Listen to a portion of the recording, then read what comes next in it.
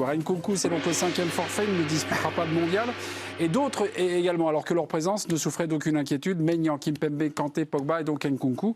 Les Bleus ont-ils trop d'absents pour réussir leur mondial? Il m'a répondu non, c'est Giovanni Castaldi. Un vent ou un souffle de fraîcheur va envahir le plateau de l'équipe du soir. Vous avez 1 minute pour le convaincre. Je m'adresse à la régie si vous voulez baisser un peu l'intensité lumineuse, puisque Giovanni est un peu timide. Alors on va se retrouver comme ça, le foot chez lui arrive. Merci beaucoup. Pourquoi en prison? Merci beaucoup. Non, je pense que vous débutez en régie. C'est la dernière fois. C'est la dernière fois que vous me faites ça. Et puis de toute façon, vous n'avez pas le droit. Oula. Allez-y, Giovanni. Oui. On s'occupe de tout. Mais non, je pense que l'équipe de France a largement les armes pour réussir son mondial. C'est l'avantage des grandes compétitions, c'est qu'il y a des garçons qui peuvent se révéler. Moi, je me souviens de la préparation à la Coupe du Monde 2018. On n'avait pas de latéraux, puisque ça devait être Sidibé et Benjamin Mendy qui étaient sélectionnés. Ils revenaient de graves blessures. Lucas Hernandez et Benjamin Pavard se sont révélés. On commence la préparation avec Corentin Tolisso et Ousmane Dembélé. Ils finissent pas dans le 11. C'est une autre équipe qui s'impose. En 2016, lors de l'Euro, c'est Raphaël Varane qui devait être titulaire en défense centrale. Il n'est pas finalement disponible pour la compétition. Ça n'empêche pas les Bleus d'arriver en finale de cet Euro 2016. Donc l'histoire de grandes compétitions, c'est des groupes qui se révèlent, des individualités qui prennent le pas alors qu'on n'avait pas forcément prévu.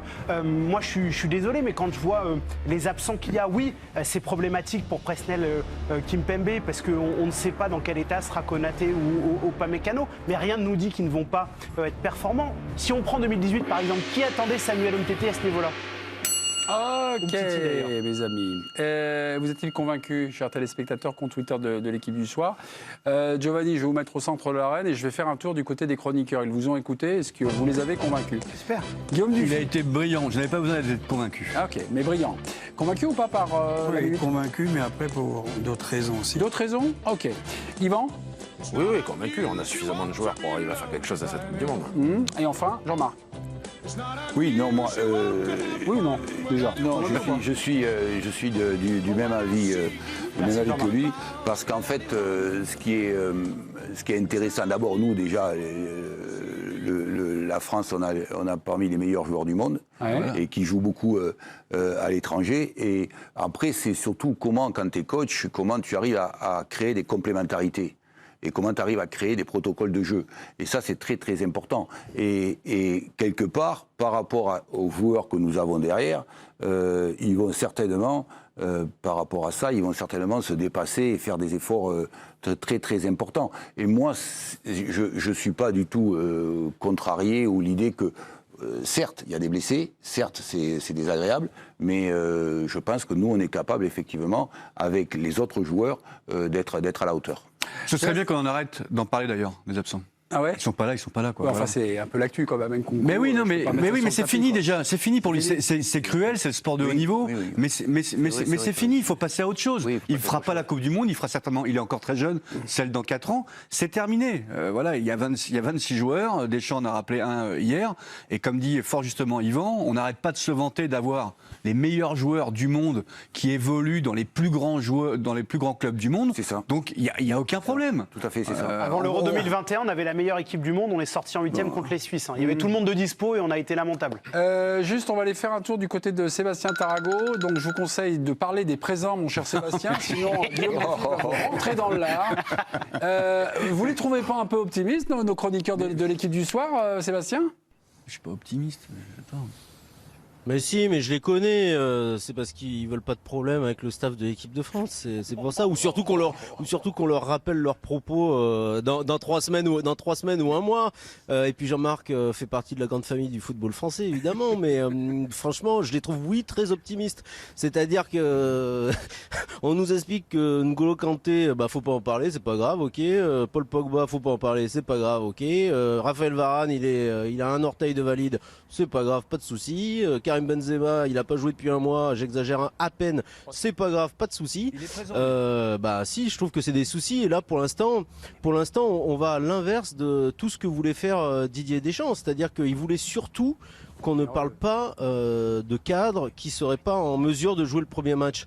Et pour l'instant, on va attendre l'entraînement de demain, mais j'espère que demain, Raphaël Varane et Karim Benzema pourront participer à l'entraînement collectif.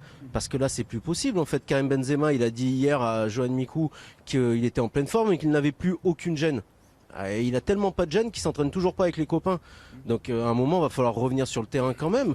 Moi, je pense que demain, si demain ces joueurs-là ne sont pas sur le terrain, il faut tirer l'alerte rouge. Sébastien, il va plus vite que nous. Il parle de la deuxième question, celle que vous nous avez posée tout à l'heure. Mais là, sur les 26. Franchement, il y a des jeunes joueurs inexpérimentés, mais ce sont des joueurs quand même qui évoluent dans les plus grands clubs du monde. Donc, comme a dit Giovanni, qui pensait que Hernandez et Pavard pourraient réaliser un mondial comme ils l'ont fait en 2018. Donc on a eu de la chance une fois. Mais oui, ne pas avoir la chance deux fois. Yvan Lemay. Tu perds des joueurs importants comme Pogba et Kanté, bien sûr évidemment. oui. Mais c'est remplacé par Rabiot, titulaire Juventus, Tchouaméni, titulaire Real Madrid. Quand tu perds un attaquant, tu remplaces par Kolo Muani, qui est très bien en ce moment. Quand la Belgique n'a pas Lukaku, qui a joué 22 minutes depuis le début du championnat, ils ont qui? Quand la Serbie n'a pas Vlahovic, qui joue pas depuis un mois et demi, ils ont qui? La réalité, c'est ça. C'est qu'à chaque fois, on a une réponse avec des joueurs de qualité. Tu prends l'équipe de France Espoir aujourd'hui, c'est une équipe à prime, quasiment à prime. Tu as Fofana qui est à Chelsea, tu as Kalulu qui est à l'AC Milan. Demain, tu as encore 2 blessés, tu as encore des solutions. On a un tel réservoir de joueurs que tu peux trouver des solutions. Bien sûr que c'est mieux d'être avec les titulaires, ceux qui ont gagné la Coupe du Monde avant. C'est plus sécurisant. Mais la réalité, elle est que chaque joueur que tu mets en face aujourd'hui, du blessé, il est de très haut niveau, il n'y aura pas de problème. Eric, notre plus ancien chroniqueur, vous a laissé parler, telle sa générosité, mais surtout, je ne vais pas donner la parole. Non, vous étiez d'accord avec Giovanni et vous m'avez dit, pour d'autres arguments, lesquels? Non, déjà, le plus grave, ça serait qu'on perde Benzema, Mbappé. Pour moi, il n'y a plus de Coupe du Monde. C'est fini. Oui. Le reste, vous l'avez dit, il y a des joueurs peut-être moins bons qui vont se révéler, plus jeunes, on verra bien, mais qui jouent quand même dans des grands clubs. C'est la première chose. Sur les 5 blessés, Pogba, Kanté, ça fait 1000 ans qu'on sait qu'ils ne viendront pas à la Coupe du Monde. Oui. Pogba, ça fait pratiquement depuis septembre. C'est pas comme Nkunku. Maignan qui s'est blessé au mollet, il revenait pas. De toute façon, il aurait fait un match, puisque Lloris est capitaine. Donc, en fin de compte, on aurait dû quand même s'imaginer le pire. Et donc, travailler des solutions, c'est ce qui s'est passé avec l'émergence de Fofana, Tchouaméni, etc.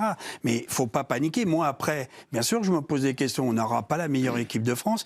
Et une dernière chose, c'est que je pense, si tu arrives à passer le premier tour, que je ne crois pas à un mec en forme à 100% dès le premier match tenir 7 matchs affilés.